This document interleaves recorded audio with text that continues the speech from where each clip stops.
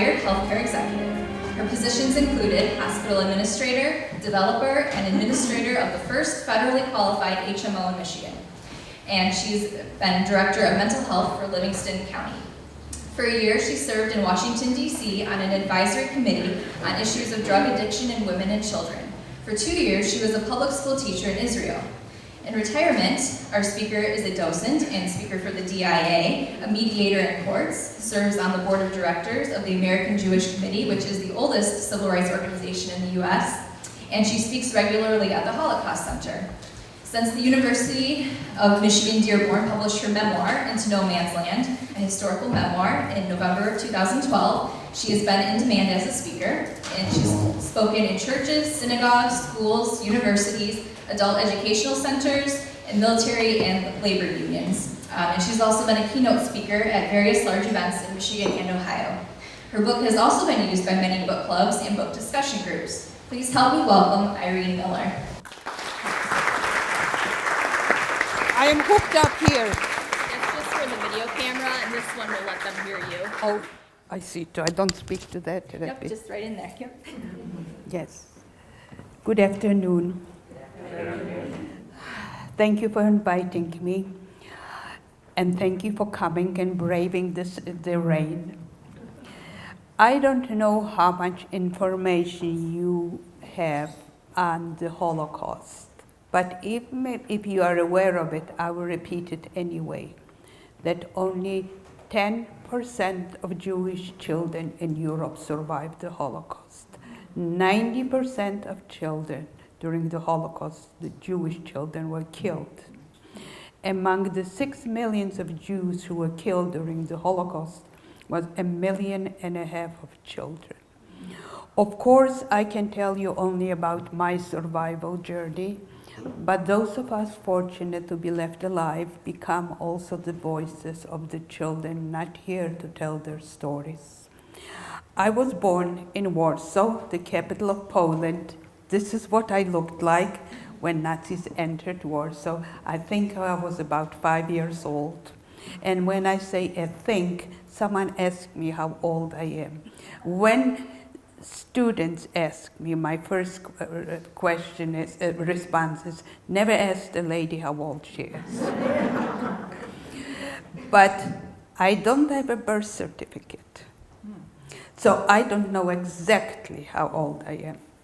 I can knock off as many years as I want to, but I was born before the war. Yes, I think I was 5 years old. My immediate family was made up of 4. Am I? Wait a minute. Which is up and which went? Okay. Here is my sister, 5 years my senior. She is 8 here, and I am 3. And our parents. But we have a large extended family in Warsaw alone, made up of 60 or 70 people. My father was a skilled furniture maker. We were far from wealthy, but were not missing any essentials of living. And my father was also the leader of the labor union in the Jewish division. When the Nazis attacked Poland, it seems to me that Warsaw was under siege for a few weeks. Day and night, bombs were falling. We lived on the top floor of an apartment building, which was the most vulnerable place because bombs were falling through the roof ceilings and into the homes. So with the cooperation of friends who lived on the second floor, we moved in with them. But even there it wasn't safe from the bombs. One night, a bomb fell into that apartment, exploded by the door, leaving the only way out was through the window. My father, who was a very tall man, knocked out the window and jumped, and he said, we have to quickly follow him before the whole place gets engulfed in flames. When my turn came, and I stood on the windowsill and looked down, it seemed so far down. I was so scared I couldn't move. My mother pushed me out the window. Somehow, my father did not catch me, and I fell on a pile of glass, cutting my arms and legs. When the family was down, my mother picked me up, carried me to a bomb shelter, and there she was sitting, pulling out shards of glass out of my limbs. These running to bomb shelters occurred over and over, particularly at night. At some point, we lost the water.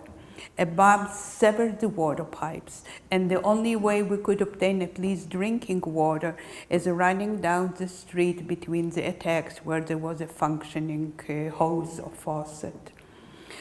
I remember exactly where I was when Nazis entered Warsaw.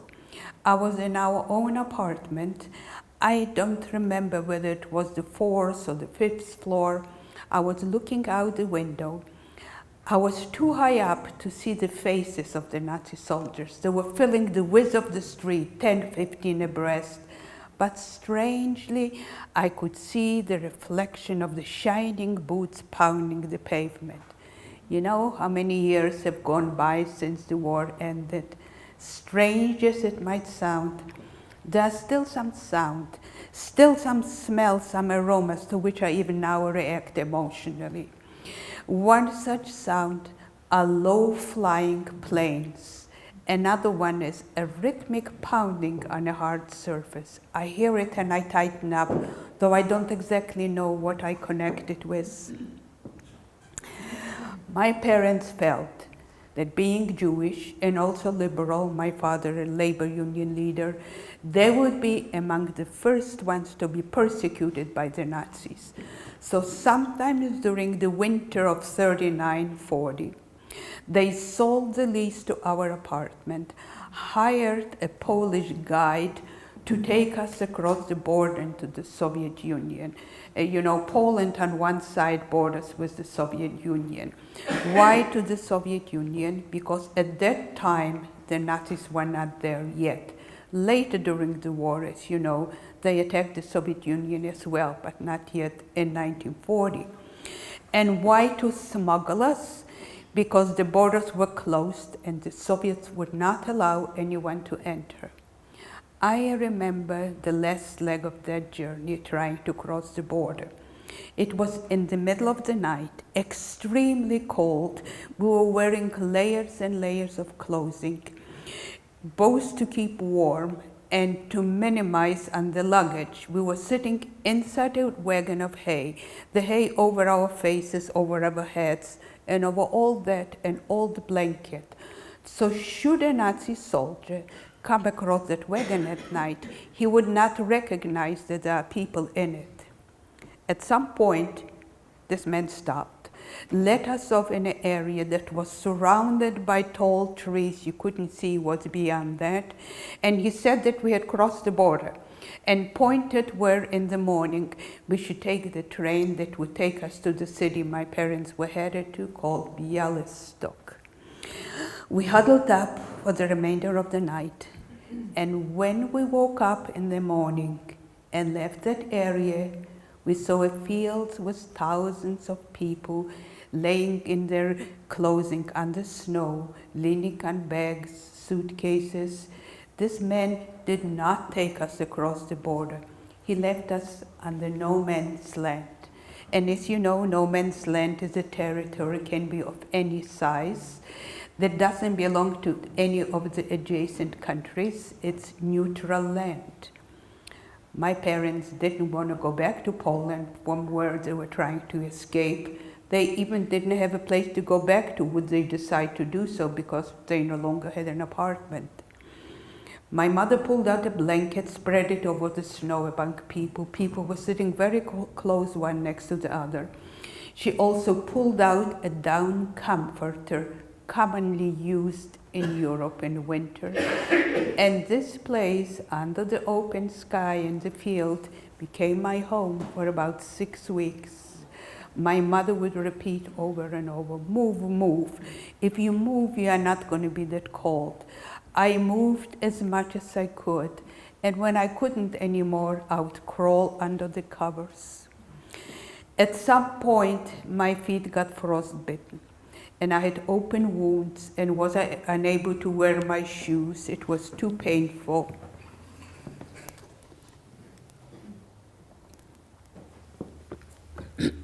So So my mother tore some of her garments and wrapped my feet in rags, and this is how I was walking around.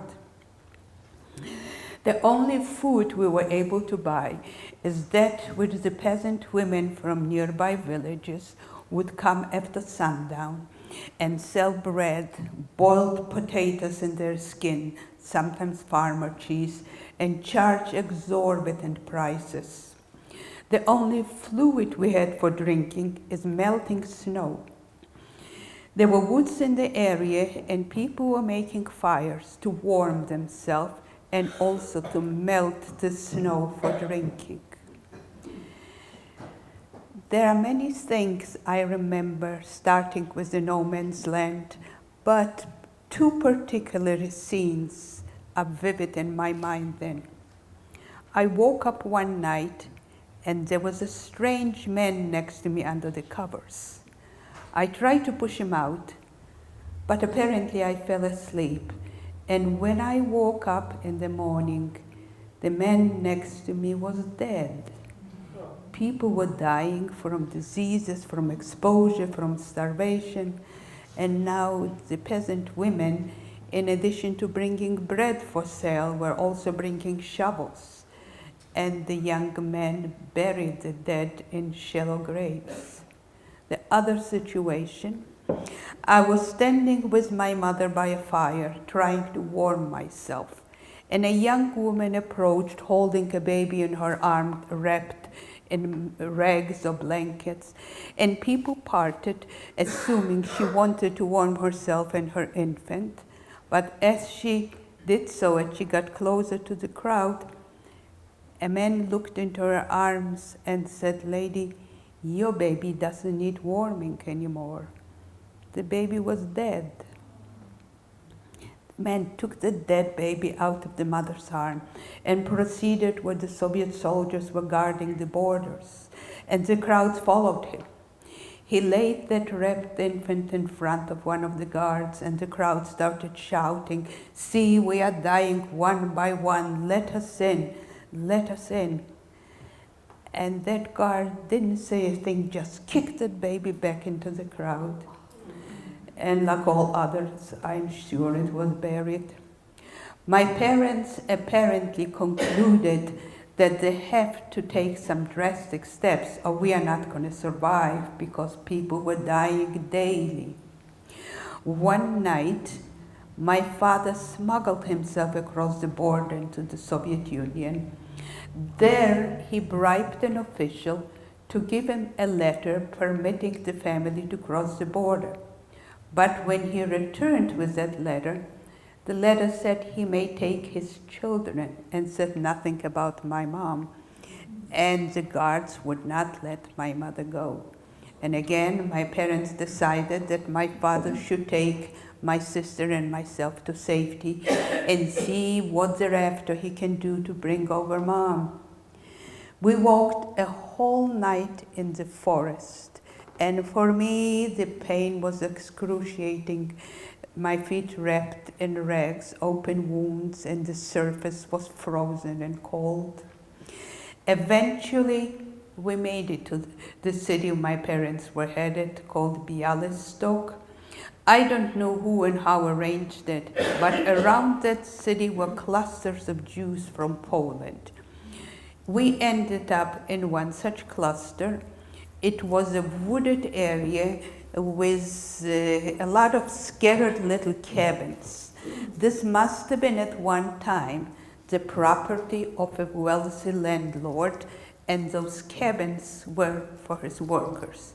There were no furniture, bare floors, and a few families in a small cabin. But after being outdoors in winter for 6 weeks, laying in a wooden floor with a roof over my head, I probably felt like a queen in a palace. My father had no more money left, and also at that time, travel in the Soviet Union was forbidden. Only those who had a lot of money to bribe someone or were big dignitaries would be able to get a ticket and a permission to go any place. So my father tried to get to get to the no man's land on rooftops of trains. He was caught by the police, put in jail for a while, let out, and then kept on repeating it over and over. During all that time that our father was gone, my sister and I were left alone. Here and there, some caring person offered us a meal, but I really don't remember what and how we were able to eat beside that. Eventually, my dad made it to the no man's land, but by the time he got there, no one was there. The Nazis came, took all the people, including my mother, put them on trains, and the trains were headed in direction to Poland and Germany.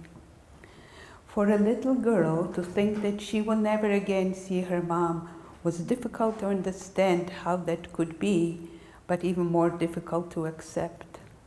Our father found some work in the city, was commuting daily. My sister and I were left alone. She became my little mama, and we managed as well as we could. Weeks went by, nothing unusual happened. Then one day, I remember, we were standing over a basin, propped up on a low stool, trying to do the family laundry. I, a little kid, what did I know about doing laundry? I spilled it on myself, on the floor. Someone gave us, I think, a washboard, anything, and I tried using it, and my knuckles got bloody. My sister was angry. I was upset with her. Amidst of all that tension, the doors of our cabin opened, and our mother walked in. Can you imagine my joy, my excitement, and my confusion? I don't remember whether she took off her coat first or not, but she stripped me nude right there and put me into that basin with the laundry. Apparently, I was such a dirty little kid that I needed scrubbing more than whatever we had there to launder. Not until I was a young adult did I hear from my mother how she found her way to us. The Nazis put all the people on trains, and the trains were standing for days and days in the fields. My mother, sensing that that journey would not come to a good ending, one evening when they let them out under the train to relieve themselves, she escaped, found her way back to Warsaw, and with the financial help of one of her sisters, joined another group with a smuggler, and this one did take them across the border. We were so happy. It didn't matter, we were on the floor, there were so many families in that cabin, it didn't matter, we were together. And we were no longer hungry as we were in the no man's land, because whatever my father was earning was sufficient to feed us. But the joy did not last for very long. We started hearing that Soviet soldiers were coming in the middle of the night and taking away the young men, and no one knew what happened to these men. One day there was a rumor that our cluster was scheduled for such a raid. So my mother took the train to the city where my dad worked to warn him not to come back until he hears from her. But she missed the last train coming back to us that night. And that night, when my sister and I were alone, Soviet soldiers kicked in the door of the cabin. They said, "Get your stuff." And they marched us to a train station where there was a long line of cattle cars. And they would shove in as many people as they could in each of those boxcars. And my sister and I cried and cried that we are not going to go without our parents. And those soldiers kept on telling us all kinds of lies. And we were resisting. When the platform was almost empty of people, we saw from a distance a small truck and our parents on it. I was so happy to see them, so excited and relieved, that I never asked how they heard about the raid, how they found transportation. All it matters, they were there. And as soon as they arrived, they shoved us in those boxcars. So many people in each of those cars that there was no room for everyone to stretch themselves on the floor. People were sitting, leaning against one another, leaning against the walls. There were 2 doors, sliding doors, that would pull together to close the box. And across them on the outside, a heavy metal bar door to hold the doors in place. When the doors were pulled and we inside, we were unable to open them. We had to wait until the soldiers decided to do so. And 2, when the doors were pulled, it was so dark you could hardly see. There were no windows. The only light was that which was coming between the cracks of the boards. Once a day, soldiers walked around with buckets of soup. Everyone was given a cup of soup. On the days when we were fortunate, we got with it a little piece of bread. But most of the time, a cup of soup was the food for the day. Once, sometimes twice a day, they let everyone out under the train to relieve themselves. You know, it doesn't take very long. You forget about that notion of privacy. You just do what you have to do. People were extremely hungry, very tired, unable to stretch themselves to sleep. Many were getting sick, and everyone anxious and scared, not understanding why the soldiers picked us up, where they are taking us, and what they will do with us.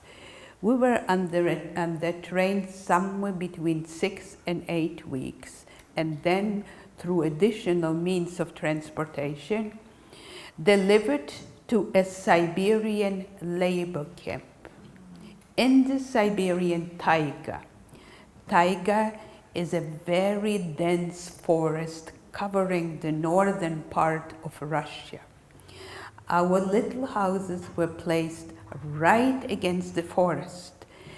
Bears would come to the door front. At night, we heard Siberian wolves howling, and we were scared because we heard all kinds of stories of wolves attacking people, particularly in the dark. And in winter time, it was dark most of the time. In winter time, there were only about 3 hours of daylight and the rest night. And the summer reverse, about 3 or 4 hours of darkness and the rest daylight. Temperature in Siberia would drop to 50 below. If a bird, for some reason, did not fly away on time, it would freeze to the tree like a lump of ice. When you were outside in the winter and did not have layers over your face, breathing felt like swallowing sharp objects. We did not have clothing for that kind of a climate. Everyone had to work, including my older sister who was turning 10 or 11, I am not sure. The main work was a cement factory. And then some young men were sent to further clear the forest. I did not talk to my children about my Holocaust experiences. I did not talk to anyone. There were people who worked with me for years, and all they knew is that I was born in Europe. When you read my memoir here, published by the University of Michigan, you will understand why I started talking about my Holocaust experiences a few years ago. But I must have related little bits and pieces to my youngest child, Naomi, because I found in her writings, in her high school writing, reference to 2 situations in Siberia. Everything was rationed. There was one store that was the governmental store or the camp store, and people didn't go to buy what they happened to need today, because rarely was there something that you really needed. You just went to check what happens to be available. I remember one day seeing everyone walk around with a white pot, like a chamber pot, because the chamber pots came to that store. And people, we all used them as cooking utensils. My mother sent me to get the family's rations of bread. And bread didn't look like nicely wrapped in our supermarkets in foil or whatever. They were round, lumpy thing, sitting on a counter or on a shelf. They were dark like mud and heavy like clay. And the clerk in the store would weigh, like in our case, what's the portion for 4 people? I told Naomi that it took a lot of determination on my part not to eat that little piece, because I was giving a large piece and with it a tiny, tiny piece, because I was so very hungry. So she says, if you were so hungry, why didn't you eat it? I told her this was bread for the whole family, and we had to wait until my mother divides it and let us have it. But no sooner did I hand over the bread to Mama, she took the tiny piece and put it in my mouth. The other situation, it was my birthday, and my mother said, let's pretend that there is no war. What kind of a present would you like for your birthday?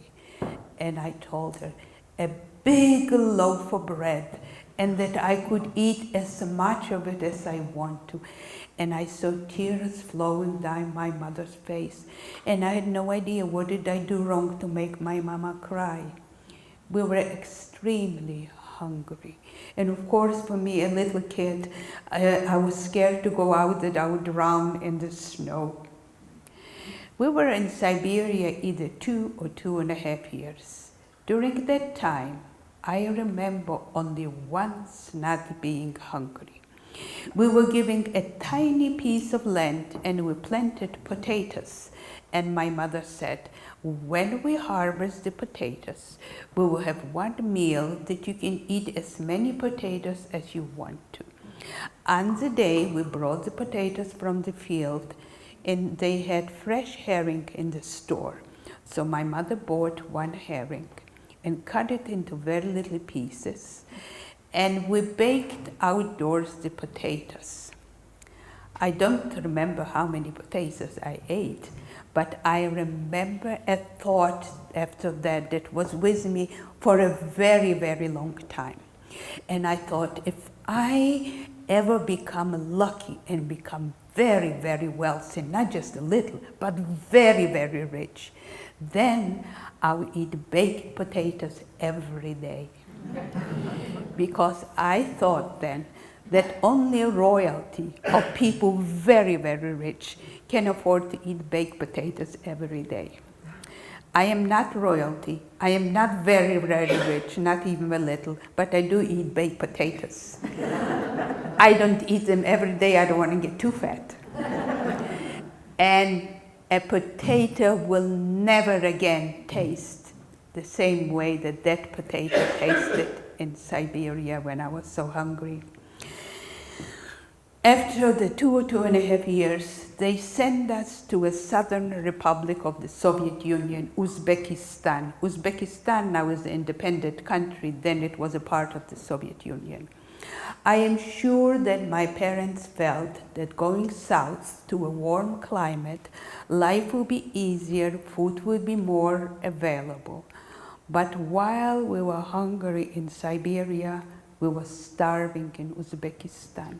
They placed us in a very poor farming village. My parents were not given any land to cultivate, and there was no way of finding work. My father walked from farmer to farmer, willing to do any kind of work in exchange for food. Once in a while, he would get a day's work, but most of the time not. There were periods of time that we lived on boiled grass and leaves.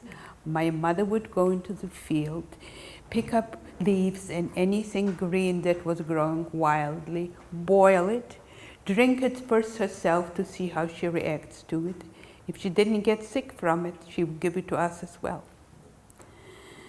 There was a stretch of time that we lived on broiled onions. Some farmer must have had a good crop of onions, and in exchange for some of my mother's clothing, she got a bag of onions. we all came down with malaria. It's a devastating disease. People were dying daily from it. And if you survived, you are so weakened that I, after recovering from malaria, had difficulty walking. There were some Jews from Poland and Uzbekistan. I don't know who they were, how they were able to do it, but they established orphanages for Jewish children from Poland and would recruit not just orphans, but any Jewish child from Poland. And this was simply an attempt of saving the children from dying of starvation.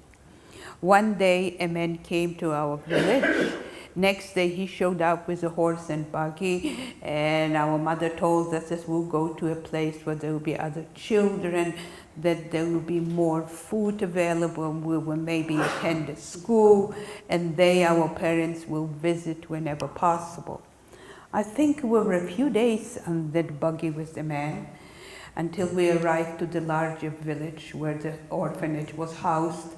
The orphanage was basically contained in one room, from one end of the wall to the other. Boards had been ripped off the floors, propped up on a stack of bricks, and girls were laying tightly one next to the other, covered with old blankets, and their heads totally shaved. Remember that first picture of me, you saw me in braids? They shaved my head completely. Across the room was the same arrangement for boys, and their heads shaved as well. The caregivers shaved the children's heads because the sanitary conditions were horrible. I don't remember when and where I was able to take a bath or a shower. And they feared that under those conditions, the kids will come down with lice that spread diseases. And apparently lice nestle in hair. We were about 100 children in that orphanage, 100 bald-headed children, but we found out very quickly that lice nestle in all kinds of other places, not just in hair, because we ended up covered with those crawling little things. And it's such a horrible sensation. I think about it and I itch. You know, your skin burns and itches so that you are ready to rip it off. A few months after entering the orphanage, my father died. The village in which my parents lived had an epidemic of dysentery. There was no physician, no pharmacy. My mother walked the whole night to another community in search of penicillin. I don't know whether she obtained it or not, but when she returned, my father was dead, buried in a communal grave. My mother didn't even know in which one. The war ended in 1945, but I stayed in that orphanage in Uzbekistan till 1946. I don't know what was the reason the orphanage was unable to return sooner, but I had no other choices. During all the years of the Holocaust, extreme hunger, starvation was a daily part of my life. There was a lot of loneliness because I spent years in orphanages, and the few adults who worked there, their main mission and focus was to try and get some food so the kids don't die. We were very hungry in the orphanage, but not dying of starvation. And a lot of anxiety, fear, not knowing from day to day what happened. I am sure with good intentions, the adults did not talk to us about what was going on. No one asked us how we felt about the situation. It was probably the philosophy that young kids, the less they know, the better it is, but it worked in reverse. The less I knew, the more I speculated and was concerned. But I never thought of myself that I am poor. I don't know whether I even knew the concept of poor or rich.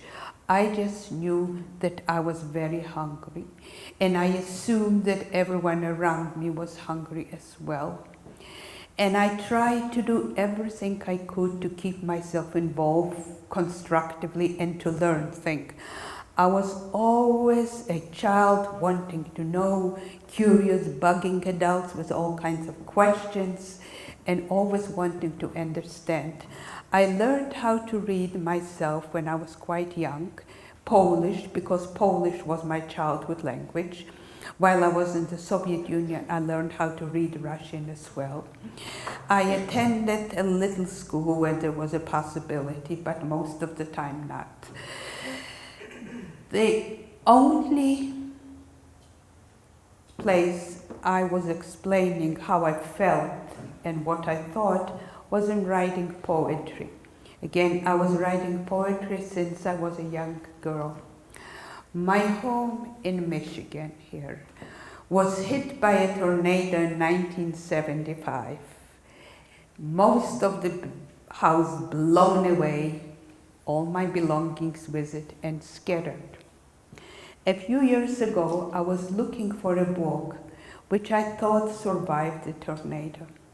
And to my great surprise, not just I found that book, but in that book I found one notebook of my poems from the orphanage. I had a whole stack of them, tightly written because paper was very precious, but they were all gone. You can imagine how yellow that paper is with age. Those things were probably written somewhere between 1944 and 46. I was afraid to pick it up, that the paper was so yellow that it would crumble in my hand, but it didn't. And now reading some of the things as an adult, I am surprised that nothing in it would indicate that this had been written by a child. Nothing cute, nothing funny, just expressing a longing for normal. See how wonderful it would be to live in a tiny little place just with my family, not 100 kids in one room. And how wonderful it must be not to be hungry. I don't think I remembered, but it was just an idea that some people don't have what I call the bellyache all the time. Expressing pain and grief at the loss of my father, and poetically describing Poland. Poland to me was paradise, the most wonderful place on earth. But of course, the only thing I could know of Poland is that which a 5-year-old girl can remember and understand. But when I returned to Poland with my orphanage, nothing of what I envisioned and hoped for turned into reality. First of all, I spent another 4 or 5 years in orphanages after the war in Krakow. Anti-Semitism was still raging after the war. There were quite a lot of Jews who had been killed by Polish people after the war, particularly in small towns. The tiny, tiny Jewish community that was left alive tried to do everything they could to protect us and also to provide as good a condition as they could manage. This orphanage was just for Jewish children, Jewish caregivers. The same applied to school, a tiny, tiny school because there were just a handful of us Jewish kids who survived. That school took us once to what used to be an extermination camp. In the display room was a pile of shoes, men's shoes, women's shoes, little kids' shoes, shoes of those who were sent to the gas chambers to be killed. There was a pile of hair. Women who had long hair, they cut the hair before sending them to death. And they used the hair for various purposes. There were lamps made from human skin, soap made from human flesh. It took me an enormous length of time before I could take a bar of soap in my hand and not think of my aunts, uncles, and cousins. I mentioned to you that my extended family in Warsaw alone was made up of 60 or 70 people. Not a single one of them survived. They were all killed. For my mother to continue living in Poland, she felt, was like living on the graveyard of her brothers and sisters. She and my older sister, who was by then married, she married a boy from the orphanage. They decided to immigrate to Israel. I didn't know anything about Israel. I wanted to stay in Poland and study. I had no desire to go to Israel. But the ruling in the orphanage was that when I reached the age of 17, I have to leave and be on my own. I did not know a single person in Poland, nor any other place outside of the orphanage. The only people I knew were those who were in the orphanage and in my school. Though I did not live with my mother and my sister, they were within a distance that I could periodically take public transportation and visit with them. And apparently, they provided some emotional support that I needed, because I did not have the courage to be left alone in Poland. So in 1950, I joined my mother to immigrate to Israel. Israel was a different chapter of my life with different challenges. I did not know anyone in Israel. I knew I would have to support myself, and I was sure I would have to support my mother as well because she was a sick woman. And I did not know the language spoken in Israel. While I was in the orphanage, I learned Yiddish because there were a lot of kids who came from Yiddish-speaking homes. But the spoken language in Israel is not Yiddish, it's Hebrew, and those are two different languages. But as you can see, I survived. I don't want to leave you with the thought and the feeling, here is this tough woman who has such a difficult life, this poor woman, because I absolutely don't think of myself that way. When I start the day with 4 miles of vigorous walking, as I do almost daily, but I couldn't today, it was raining badly, I don't feel poor me. The world looks good. Not only am I fortunate that I survived, that would have not been enough. I am fortunate that I survived and that I was able to create a meaningful life. This is what I looked like when I came to the United States. This is my passport photo. I think I was 21. I know I was married, and I had a little baby and did not know a word of English. This was the third country I was coming without knowing a language. Russia, that is Soviet Union, Israel, and United States. But fortunately, when I was very young, I was picking up languages rapidly. It didn't take me too long. I entered the University of Cincinnati. I spent about 12, 13 years in Cincinnati. I earned an undergraduate degree in psychology, a master's in social psychology. Then I entered Xavier University and earned a second master's, an MBA, with a major in hospital management. As you heard before that, all kinds of jobs. I had very rewarding work. I am now retired, which I say sometimes it means I work and I don't get paid. Sometimes I get paid too, but often not. But I do the things that are very important to me. My whole adult life, I tried to live by the moral Jewish principle called in Hebrew Tikkun Olam. Tikkun Olam literally means repairing the world.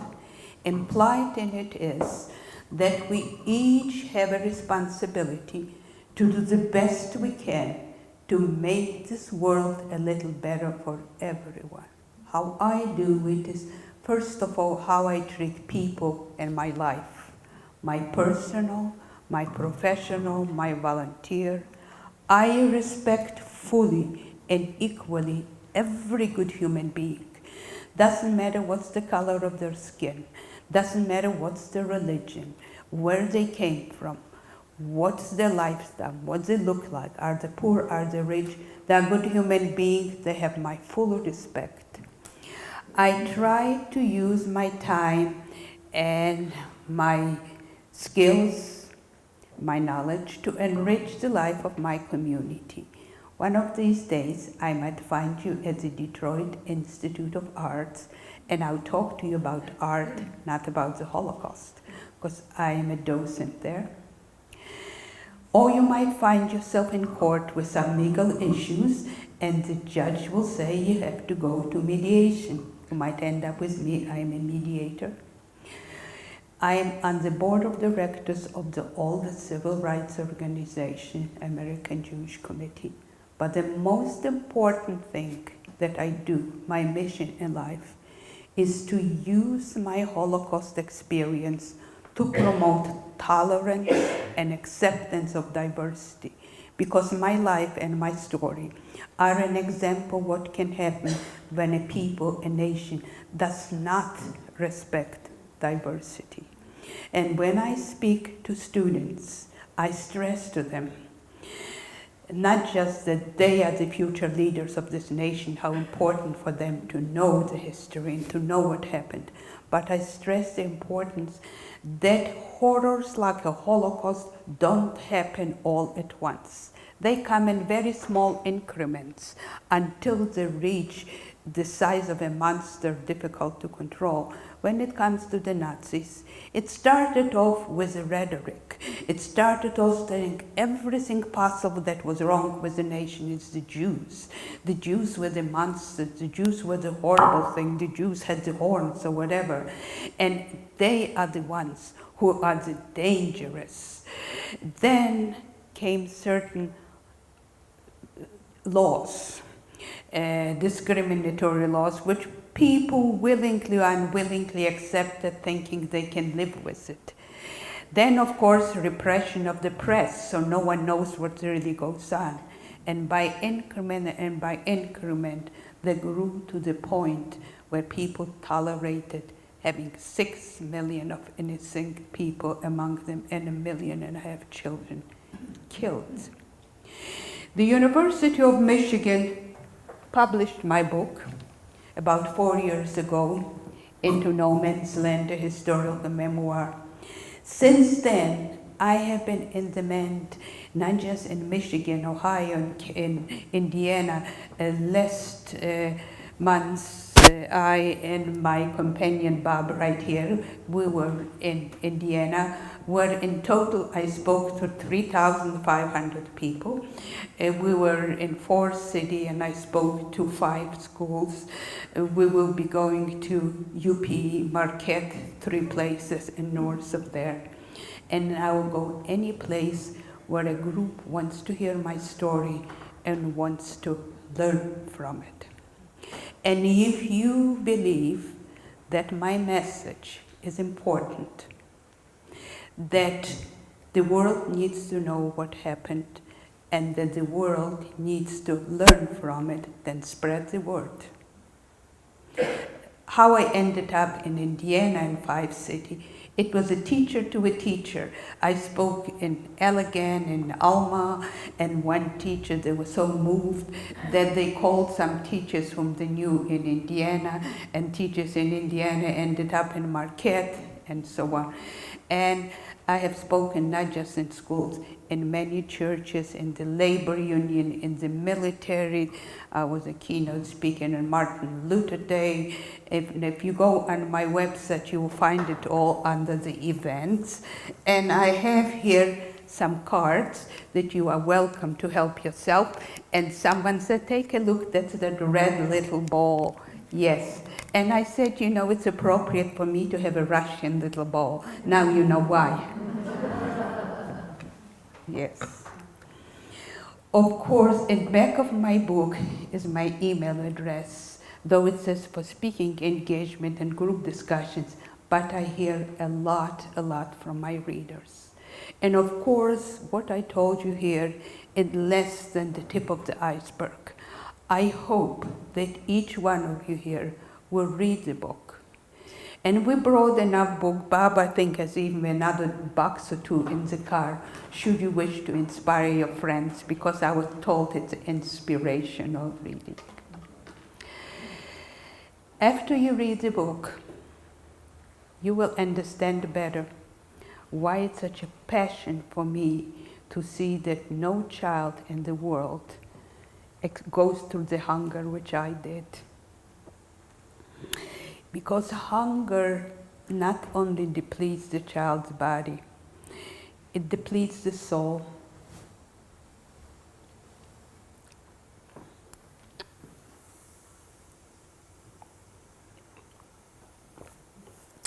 And often the soul goes before the body. I have tried through all my adult life, as much as I could financially manage, to help organizations which worked worldwide to alleviate hunger. Yes, and I do the same now as much as I can. I work with those organizations, and two of them in particular in Africa. I wouldn't call it charitable, my contributions go in three areas that I'm passionate about. Hunger, how women are treated in the world, and how Jews are treated in the world. Yes. I know I took you on a journey you did not expect to travel. I described to you conditions that are probably difficult to perceive how someone can survive, and as you see, I am alive. So take whatever time you need to gather your thoughts and ask me any questions you would like to. And when you go on my website,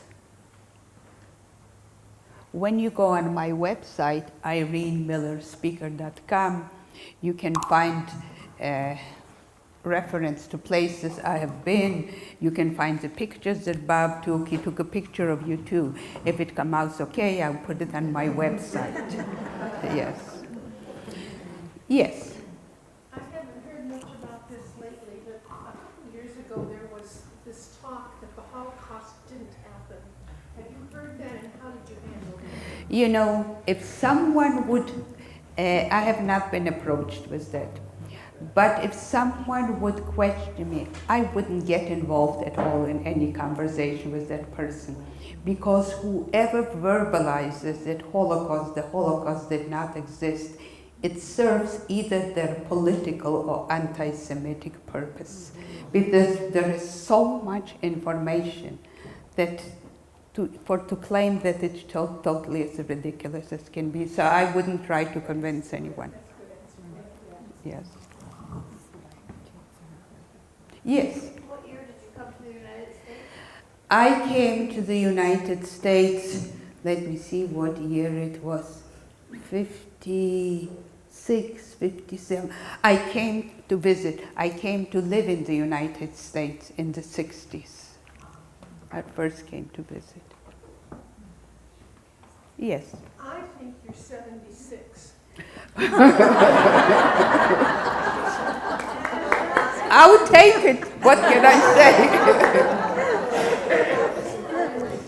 Pardon? I was born in 1940. Now, maybe I'm wrong a couple of years, but that's how old I am. I'll take it.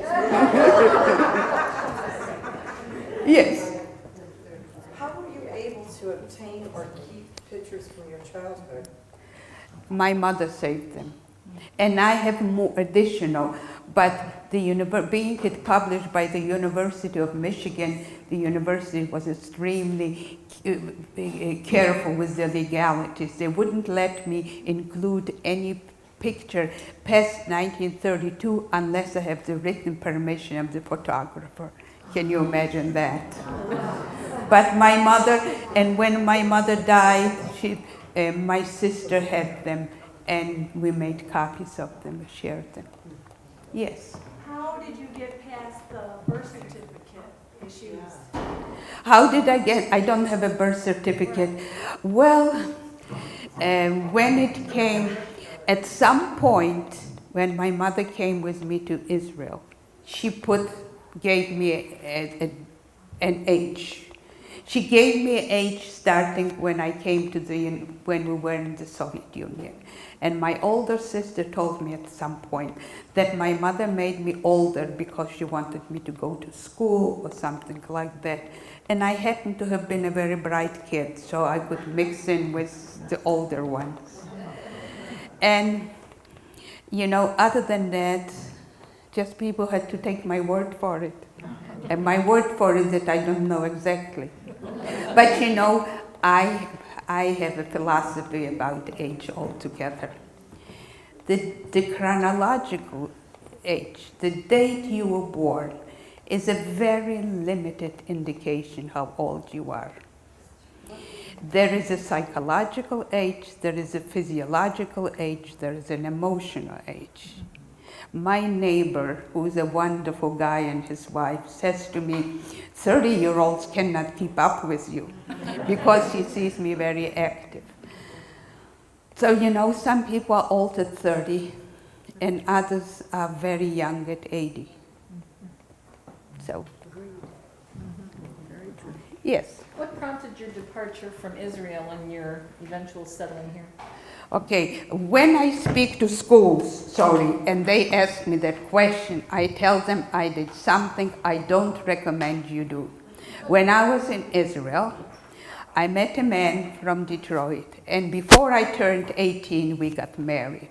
So I said, I'm not against marriage, but I am against 18. So this is how I ended up in Detroit.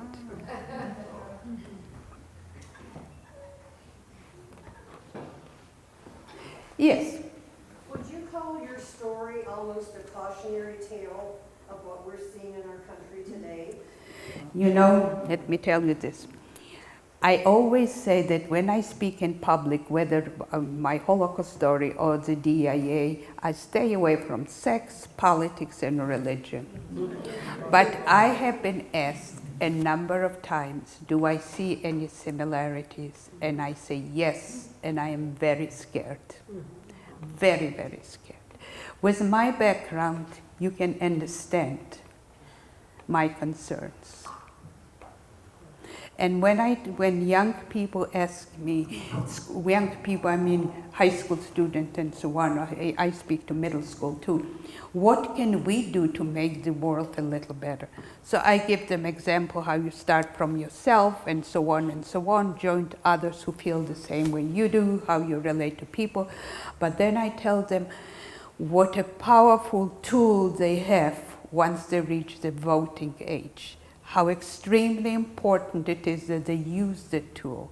But not just that, but with that privilege comes a responsibility for them to learn who they are voting for and to make sure the person they are voting for reflects their values.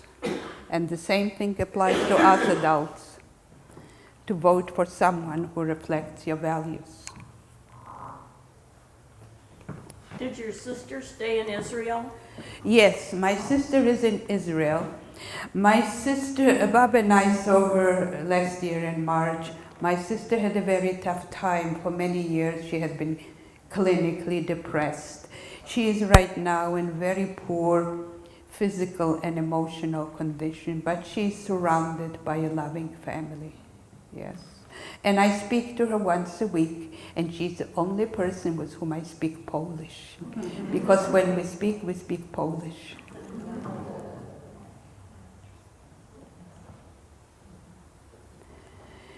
If you don't have any other questions, I thank you for listening and for inviting me.